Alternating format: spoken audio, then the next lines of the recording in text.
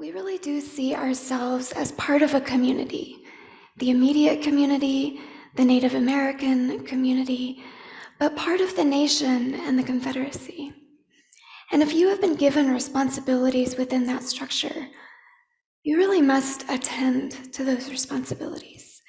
You start to think in terms of the people who come after you, those faces that are coming from beneath the earth that are yet unborn, is the way we refer to that. They are going to need the same things that we have found here. They would like the earth to be as it is now, or a little better. Everything that we have now is the result of our ancestors who handed forth to us our language, the preservation of the land, our way of life, and the songs and dances. So now we will maintain those and carry those on for future generations.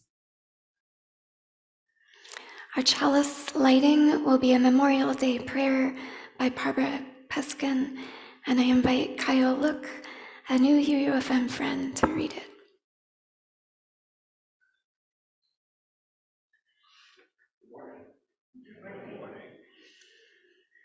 Spirit of life, whom we call by many names, in thanksgiving and in anguish.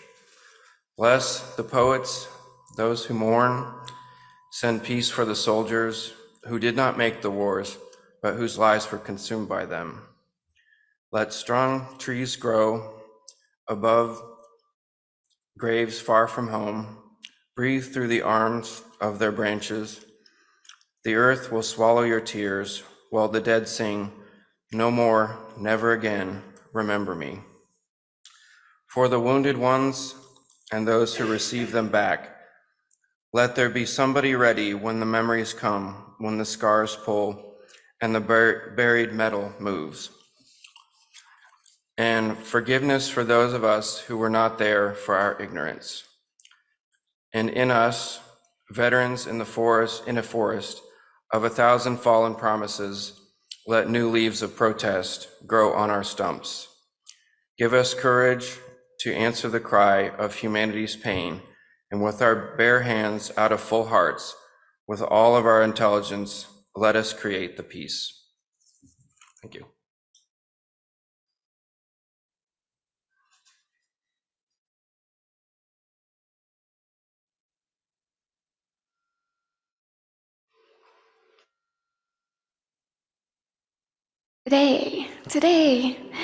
Today, we have a special opportunity to express our love and gratitude to Renee Brown.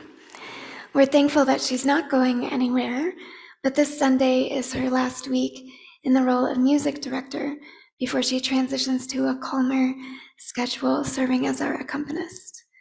So we'll start off hearing a few words from Renee.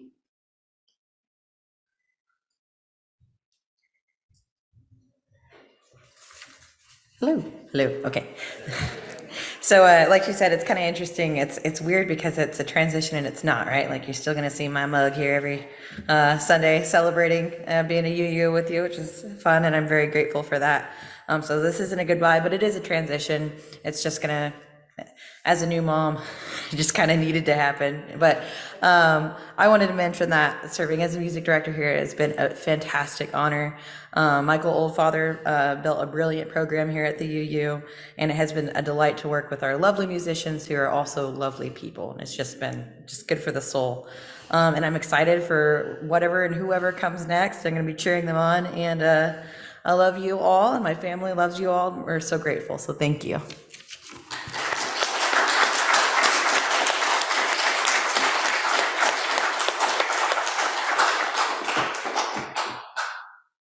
And so to celebrate Renee, I have these beautiful little tags, which will be back in the Allsop room on one of the other tables by the coffee. Please write on the blank side any words of gratitude that you would like to give to Renee, and then these will be compiled onto a decorative piece and presented to her at a later time. And then I'm going to open up the floor to anyone who would like to say a few words of gratitude to Renee in this moment.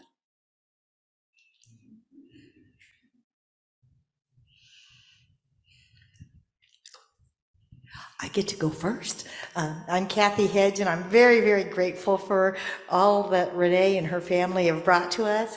And I was trying to think of what to say, and I thought of Larry, and I thought of physics, of how sound waves really keep on going through space and time, and I think how much of that space and time has been filled with Renee's beautiful music. So thank you very much.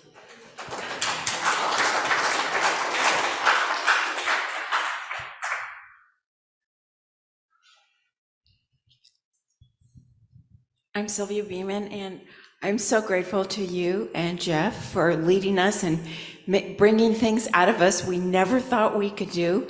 And I sing the songs you taught us all the time when I'm outside, and my neighbor always hears me, so I'm spreading the gospel too. Thank you, and I'm so glad you'll still be around. I love you. And Chris Bailey and Renee, I am at best a dilettante when it comes to music. I appreciate it and I like doing it, but you've really helped me be a better singer. Thank you.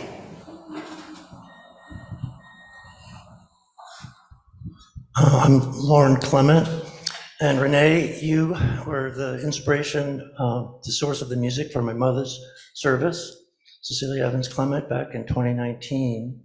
And I just want to say that music was so good and so important. It's part of the reason we joined the fellowship. Here's to you. I second that emotion. Also on just a more personal level, the joy of getting to share her beautiful little girl, Juniper, with.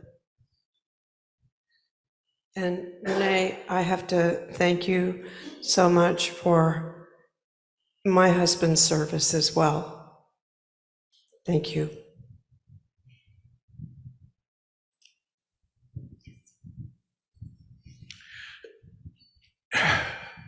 I'm new here, but it was a pleasure to work with you on the little song that I brought. And I appreciate your contribution here. And that is probably what I will leave with, because I don't write very well anymore. And so that's what I'll just leave it at that. I think we have time for, two more. Larry Weaver, I just want to echo Sylvia Beeman's comment. Renee, you had us do music that my first reaction to was, this ain't gonna work. But it did. It always did. Thank you for stretching my boundaries. Thank you. Last one, but please write your things on the tags at coffee hour.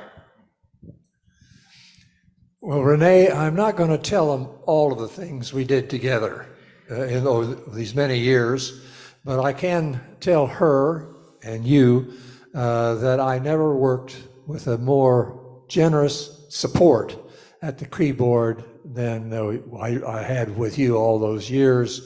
No matter how perhaps strenuous I had put you through, you were always there and you did the best that could be done. We couldn't have done it at all without you. Thank you.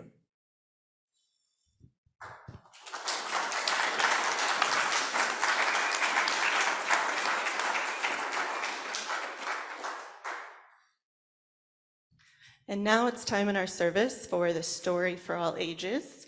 I'm going to invite Kyle back up to assist me.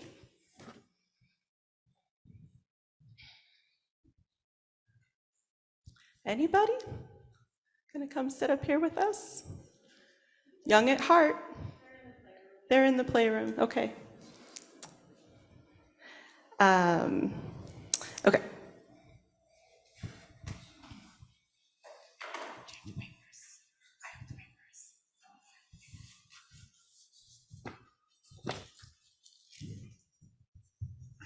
Thank you, Larry.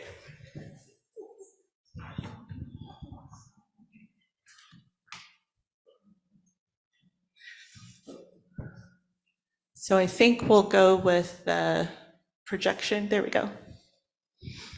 This is Nico Draws a Feeling by Bob Bratska, illustrations by Simone Sin, dedicated to those who color outside the lines.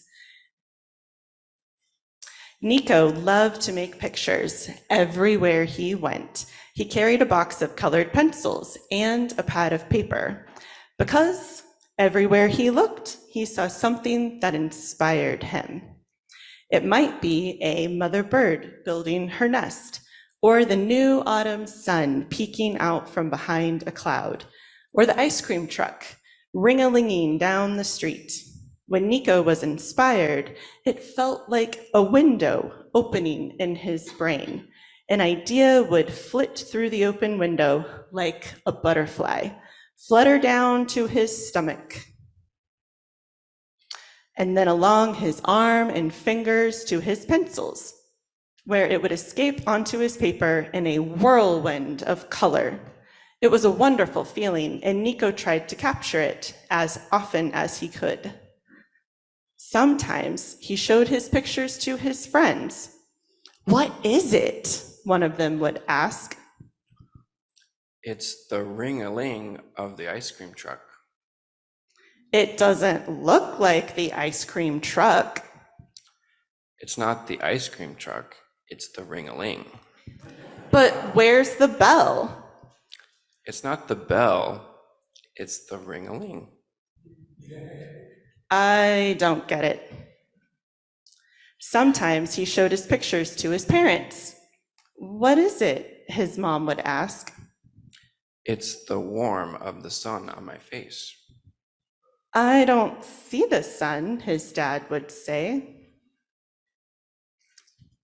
It's not the sun, it's the warmth.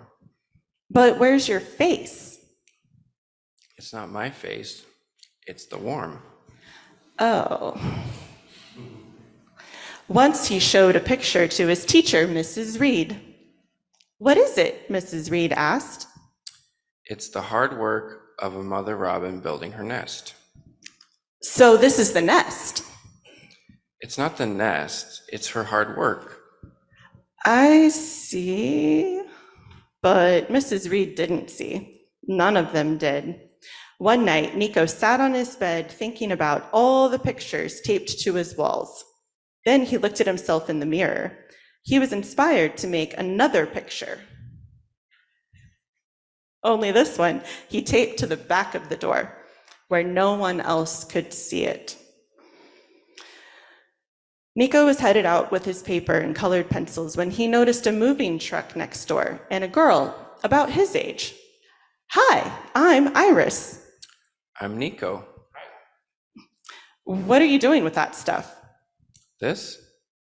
Nothing. "Are you going to draw?" Well, yeah, I like to make pictures. "Can I see them?" I don't know, you might not like them. "But I might." Nico decided it would be rude to say no, so he invited Iris over. When they got to his room, Nico waited for her questions, but she just looked and looked.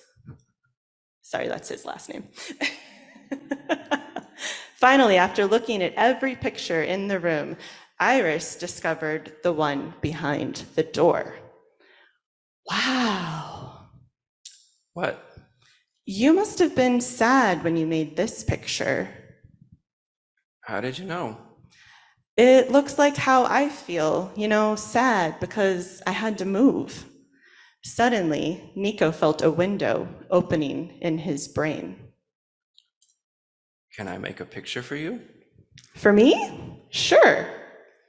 And like a butterfly, an idea flitted through the open window, fluttered down to his stomach, and then along his arm and fingers to his colored pencils, where it escaped onto his paper in a whirlwind of color. When he was finished, he handed the picture to Iris. This time, Nico asked the question. What is it?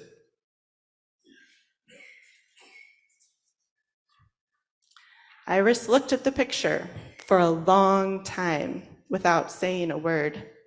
At last, She looked up at Nico. I'm not sure exactly, but it makes me feel like I made a new friend. You can see that? I can feel it, like a butterfly landing on my finger. A butterfly? I know, it sounds weird. Nico smiled. Not to me.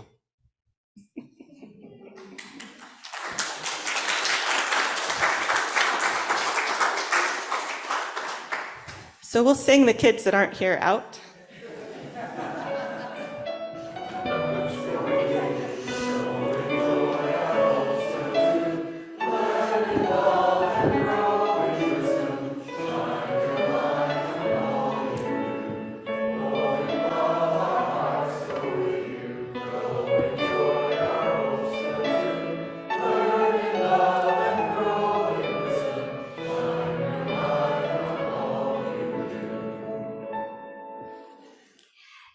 Here at UUFM, the offering we receive each Sunday morning goes to a special organization each month. Our May Helping Hands recipient is the Boys and Girls Club of Manhattan. You can donate online at uufm.net, or if you're here in person, you can put your contribution in the basket in the back. And I'll also invite you to use this time to share your joys and sorrows, either by writing them on the green and cream papers here in the sanctuary. There are some in the back too if you need more, or writing them in the chat if you're joining us on Zoom. We will be listening to Joni Mitchell during our offertory, and we'll be seeing a slideshow put together by Jessica.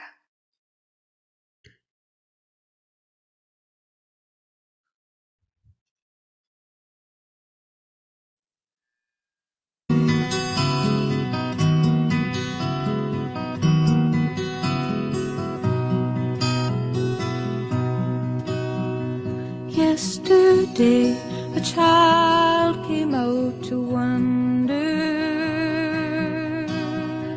caught a dragonfly inside a jar. Fearful when the sky was full of thunder,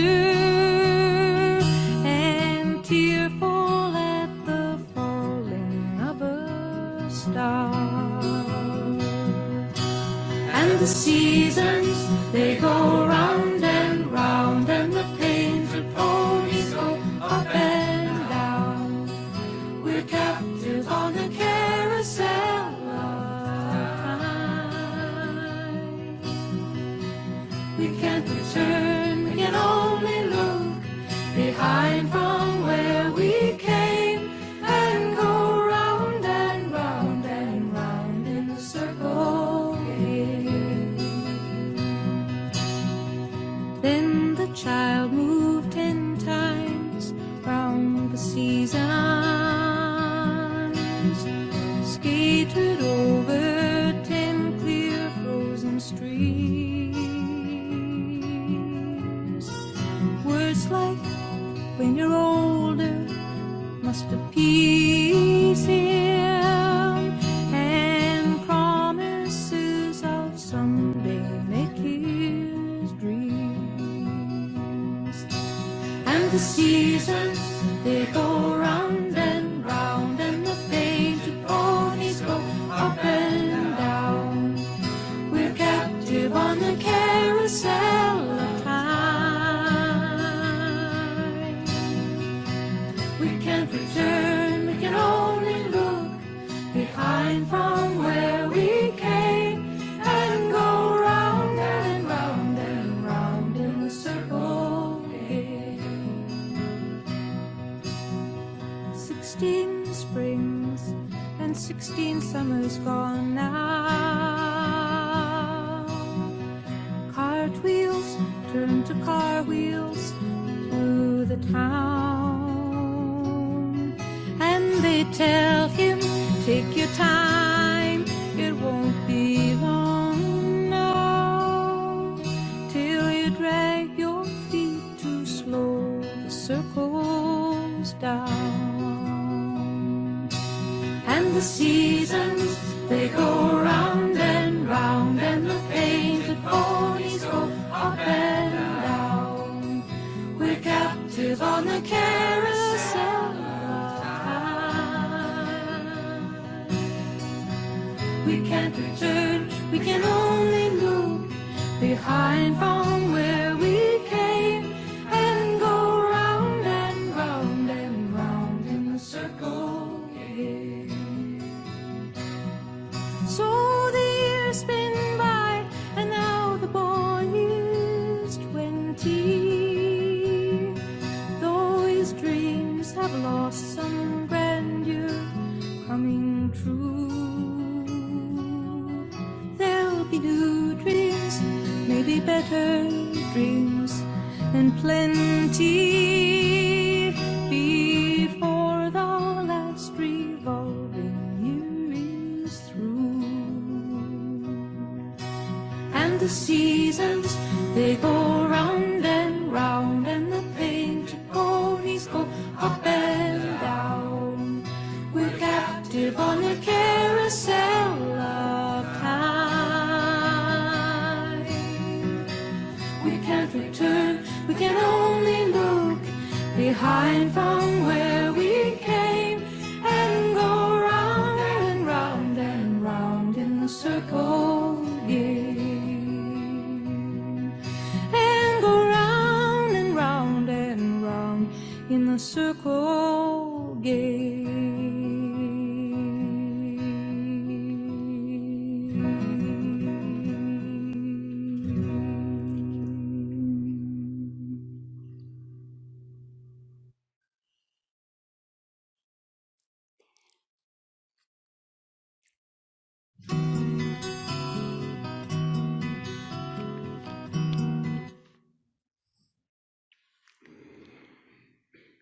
We've come to the time in our service when we share our burdens and amplify our celebrations. So let us call up a spirit of generosity, vulnerability, courage, and compassion as we listen to what has been shared. And I'll invite Kathleen Oldfather forward to join me for our joys and sorrows. So here in the sanctuary, I'll express my joy that I am coming to know you all so well that I often know who has written, even if they forget to write their name. So I'm going to share a joy from Judy. My daughter-in-law has a new job in Lawrence and a car to get her there. This has been a struggle that my son's family has overcome. So happy for you all, happy for them. Mary Beth shares, my niece had her baby yesterday in Los Angeles, and I'm so joyful for her. We are too. Harriet Yankee shares, I'm so thankful for the young ones who look at our services with wide, wondering eyes. What was Juniper storing in her brain as Jeff held her in front this morning?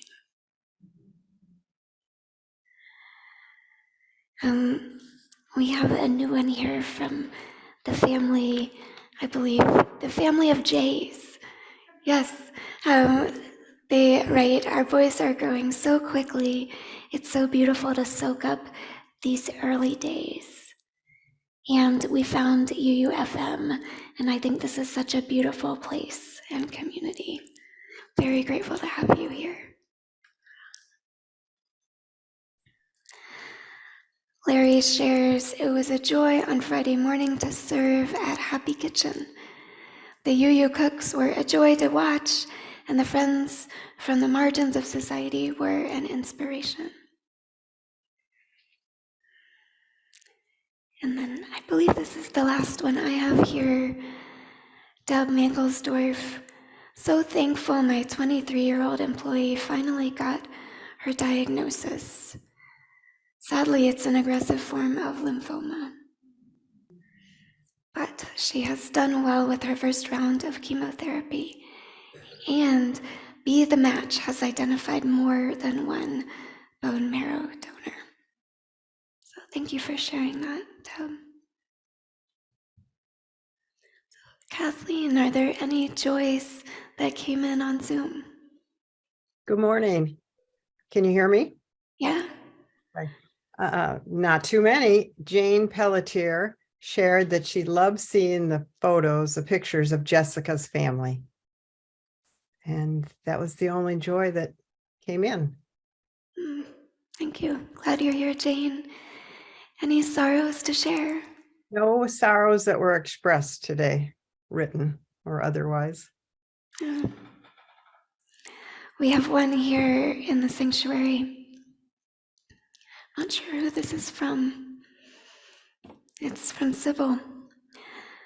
She writes, "The fire next to my home was destroyed in 2 days. Although a happy event for the new owners of the lot who will have a new home, it broke my heart to hear and see. And I know intimately this being violently ripped from the land. So, thank you, grieving with you." So let's take a moment of silence together to honor these sorrows, this sorrow and these joys that have been shared, as well as those that remain quietly in our hearts.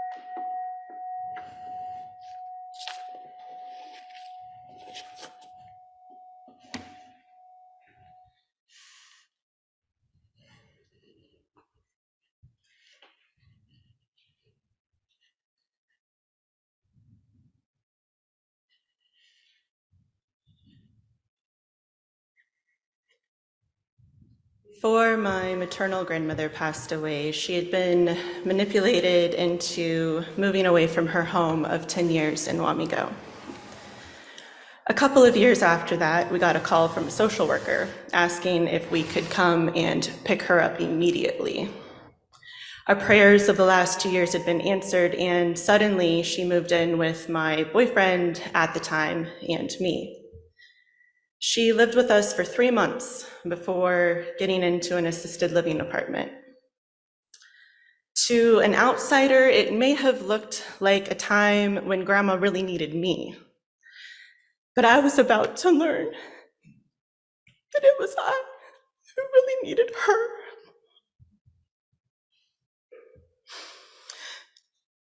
During the 10 years prior, I was certain that I did not want to have any children. My boyfriend had 2 young boys, and I did love them as if they were my own. But I did not have faith in myself that I had what it took to be a good mother. The patience, the empathy, the understanding, the compassion. The true gift of Grandma coming to live with me those 3 months was learning that I had those qualities now. As I was planning her celebration of life, she was 96 when she passed away, I was reminiscing over photographs and family stories. Something had transformed in me, and I had a change of heart. So I wrote this called Family Pyramid. It was January 2020. open letter to my sister, but I shared it with my mom also. Dear sister, today I had this thought, this feeling that I'm not sure how to explain, but I thought you might understand. With the loss of our last grandparent, I felt like the base of our family pyramid had slid out from under us. You and I moved from being that point at the top, promoted to our new position at the middle section, butted up against our parents, the new base.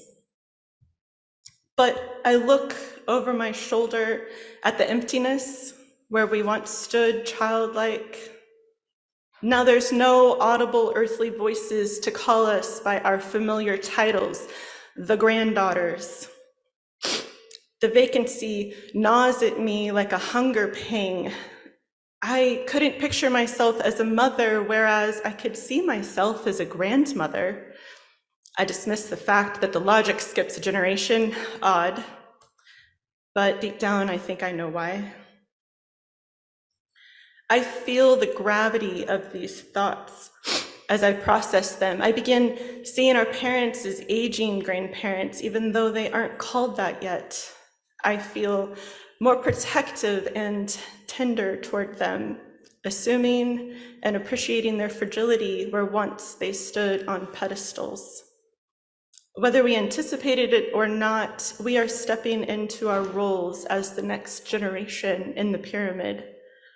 The fact that the point at the top of our pyramid is missing is becoming more evident to me with time.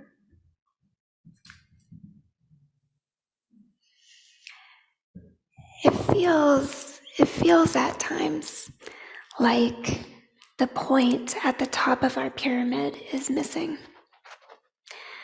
In some cultures, in times past, and in the current era, child rearing has been the sole sanctioned source of identity for a single group of people called women. While a functional arrangement when community survival depended on high birth rates, many women have found it constraining and demoralizing to have their societal value equated to their reproductive capacity. In communities that renounce the idea that people with wombs must bear children, it's true that fewer children are born, and Unitarian Universalists are disproportionately represented among those planning their families differently than previous generations. We don't take our granddaughters for granted, but we do long for them. And we trust that longing. We trust the vision of their presence among us. They may not be related to us by blood, but we feel related to them. We imagine we know them already, and we feel called to make a welcoming world for them. So for our grandchildren, I invite you to rise. Let's rise together and sing Spirit of Life.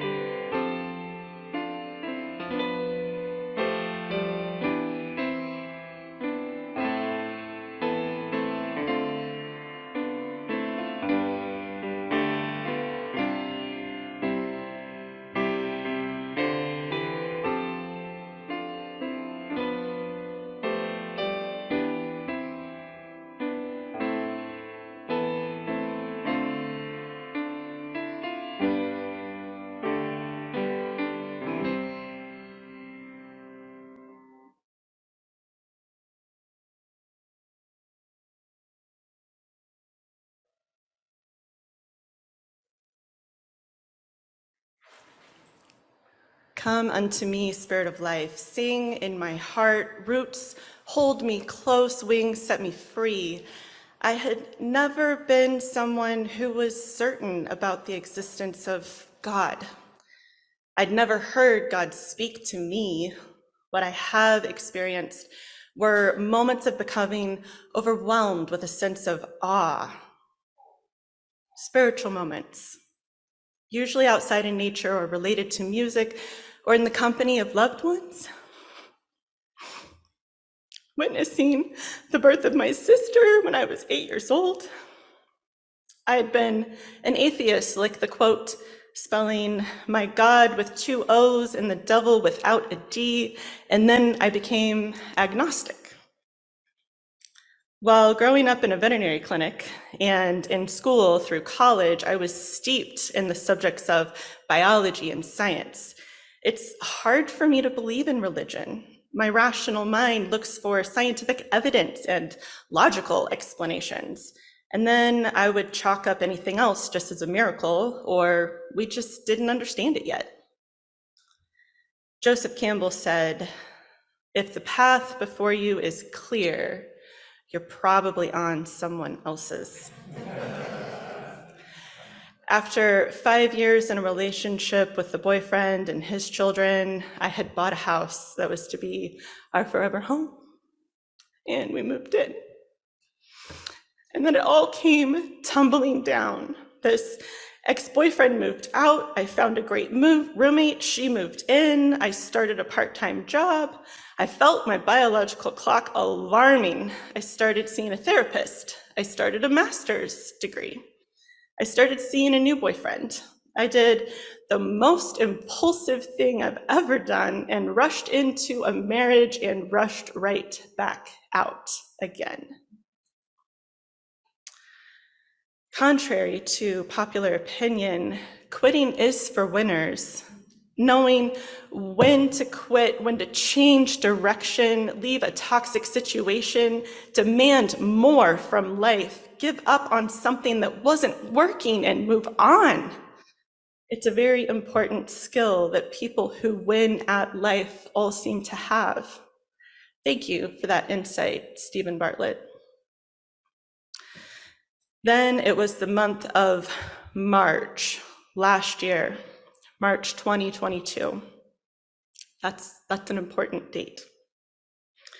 I had filed for an annulment.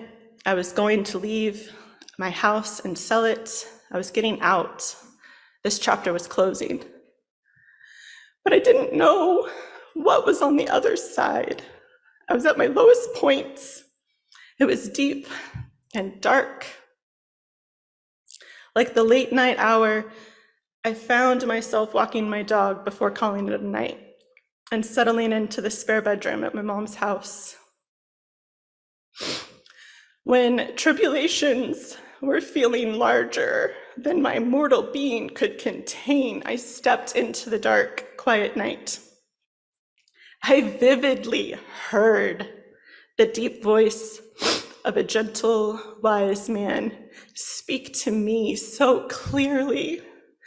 "Look up, daughter." Oh, gives me goosebumps still. Upon hearing this God-like voice, I lifted my eyes skyward and found it to be crisp and full of stars.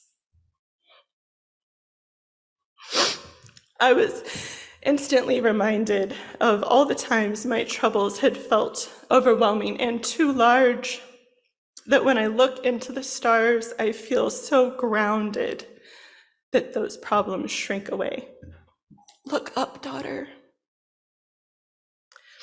Beneath the stars, my despair shriveled, shrank, and was replaced with kinetic stores of hope and renewed potential. Please rise in body or spirit for hymn 83, "Winds Be Still." Winds be still, storm clouds pass, in silence come, lift our gaze towards life's mystery.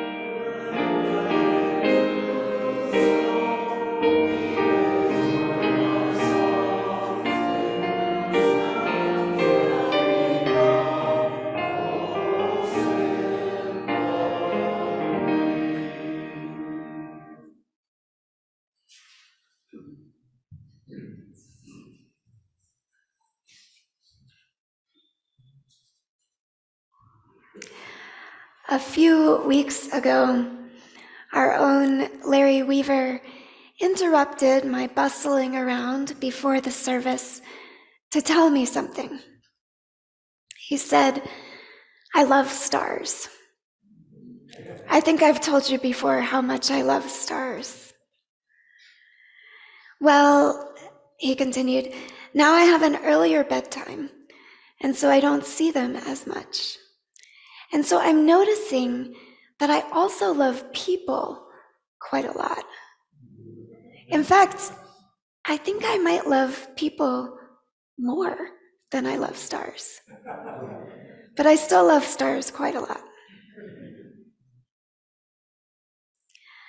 So I would say that my own love sequence has been different. I've always loved people very much, and of course that's true for our Larry too. It is through other people, people who are passionate about stars and bugs and tomato plants, that I have come to love science and the natural world. And then when loving people feels challenging, as it sometimes does, I'm grateful that people have given me love of beauty, because there is so much beauty to restore my soul. One of the barriers to loving people is that our expectations are really high. We're made of stardust, and sometimes it seems natural that we might act like it. But the constellations of humans are unruly. We don't orbit the center of the galaxy in a tidy arc.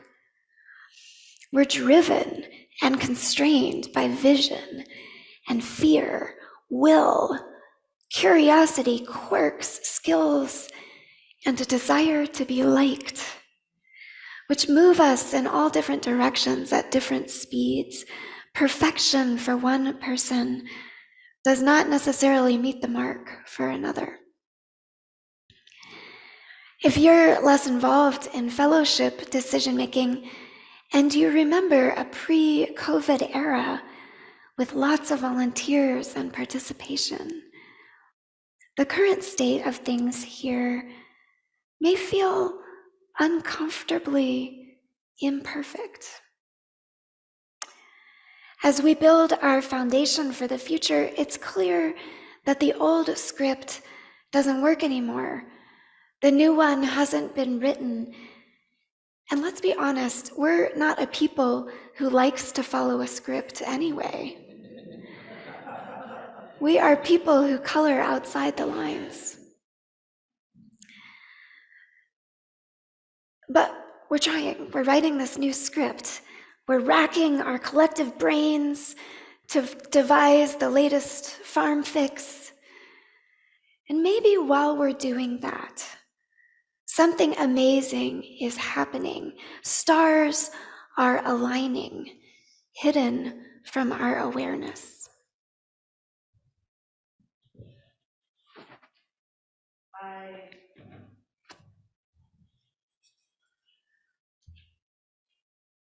I had been looking for the perfect man who would become the father of my children. I experienced another failed attempt. I called my friend, let's call her Patricia.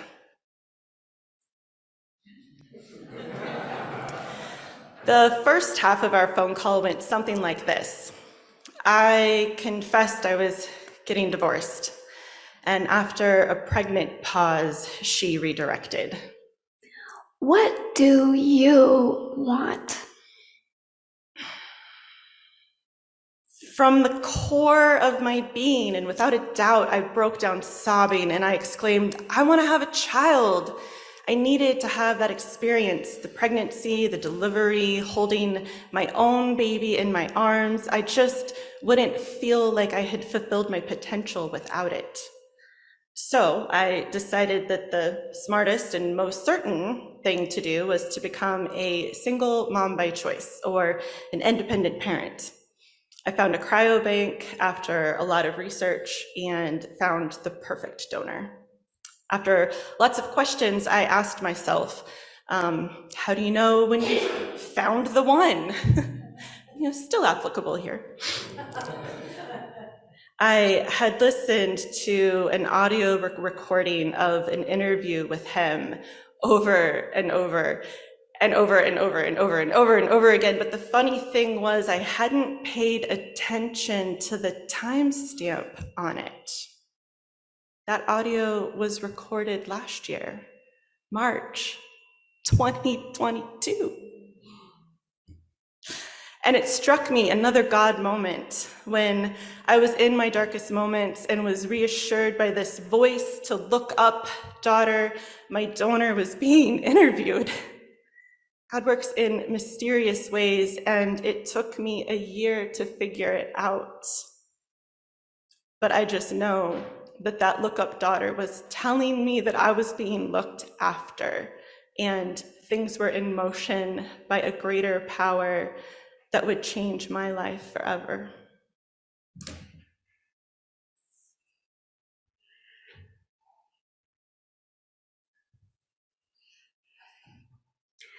So I have a little story from my own life I want to share.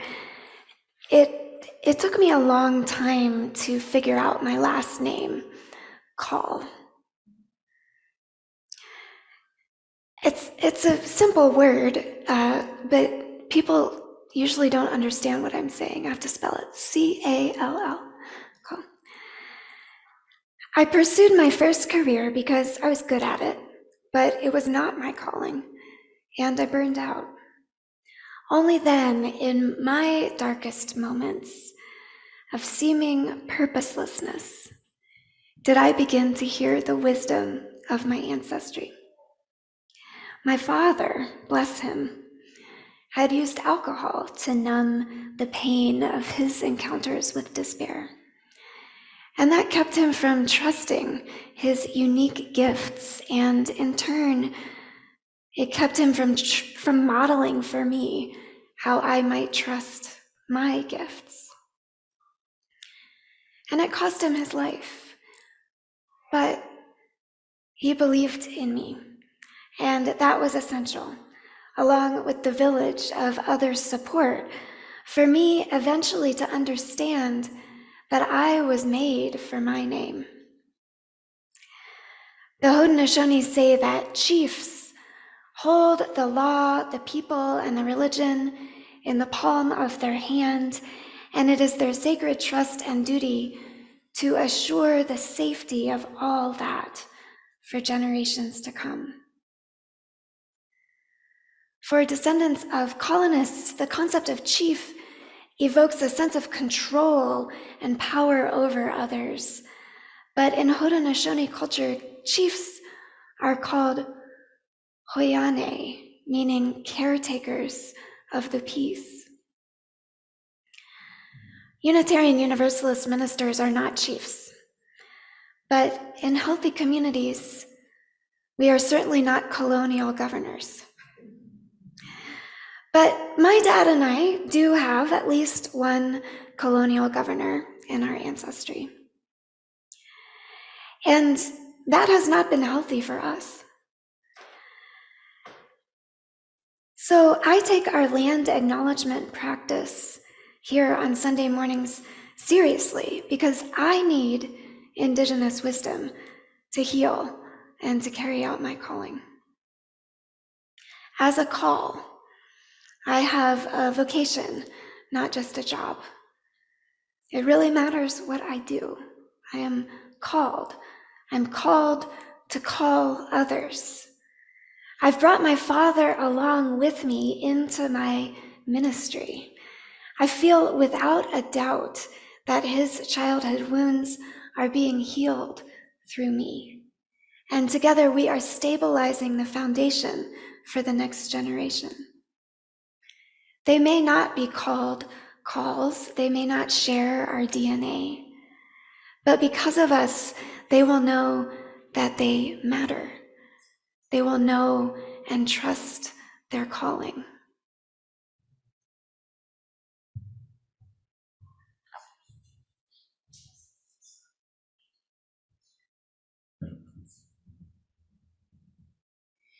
I felt like I was on one of those smartphones, you know, the GPS, where I was traveling along that little blue line, and in one instant I had this epiphany that I had reached my destination. Everything started to make sense. The last 7 years of struggle and strife and heartbreak, all of it, it was validated. I had to grow through what I went through, and it got me here. Maybe this isn't how it was supposed to end, but this is exactly how it was supposed to start. I had no reservations, no hesitations, no doubts in becoming a single mom by choice with this donor, reaffirming again my faith in some form of higher power. Some people believe that our destinies are set, written in the stars. My Sufi teacher says that we all have an expiration date written on us, like milk in the fridge. We just can't see it. I don't really agree. For me, it makes more sense to believe that we co-create our destiny with greater creative forces who leave us enough space to make choices. We're blessed along the way with visions of what might be. We take the next indicated action, doing the best we can with the information we have to live according to our ethics, to meet the demands of our calling. But we don't have control over the vast array of factors that will lead to the outcome. We don't know whether our vision will actually come to pass, or if instead it will simply be the inspiration that sets us up for some other unplanned outcome. When we look back, we might wish we had made some different choices along the way, but we didn't know what we know now. We simply moved along, one step at a time, doing our best to live toward our vision. I know that many of us here have visions of that point of our pyramid, all of the grandkids there. And we have this wonderful gift, a member who trusts us enough to share her vision of her family, her calling to bring forth the next generation. She's offered us an opportunity to witness her journey and to help her stay true to her vision and calling when the going gets rough, as it will. In so doing, she's asking us to believe in her and to be accountable. And so I want to ask you all, are you willing to be a community worthy of her trust? Yes. Are you willing to be a community that will welcome her child? Yes. Are you willing to be a community that will support their growth? Yes. And are you willing to commit to growing our capacity to nourish and nurture them as the world around us changes? Yes. So I'll ask one more time. Are you willing? Yes. All right, so please rise. We will seal that yes with the song, Yes, Yes to Life.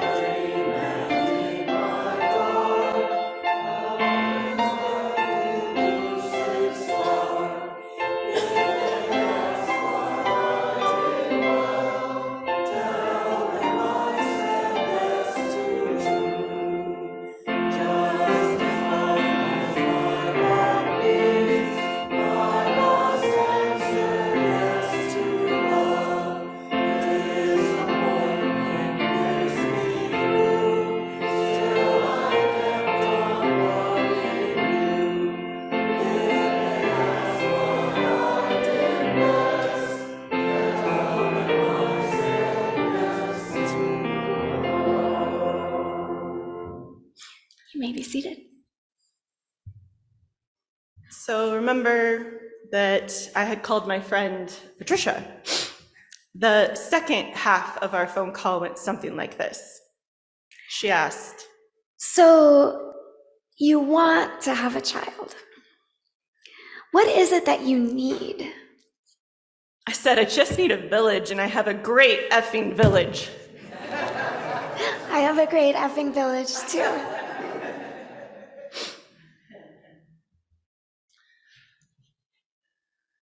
Doug, I believe there's an image. For our closing words. This was a statue that I had found on Etsy, and it really struck with me. I can describe it to you. I almost bought it, but I was like, I'll keep a picture of it in my phone. And what it was a woman, nude, deep, deep color of blue, kneeling with her hand over her heart and her head up to the sky. And underneath those hands, this cracked, opening, widening, golden lightning. And I needed that to remind me. So what I want to say to you is that broken thing that you keep trying to put back together, it's keeping your life from being that beautiful thing that is waiting to be built.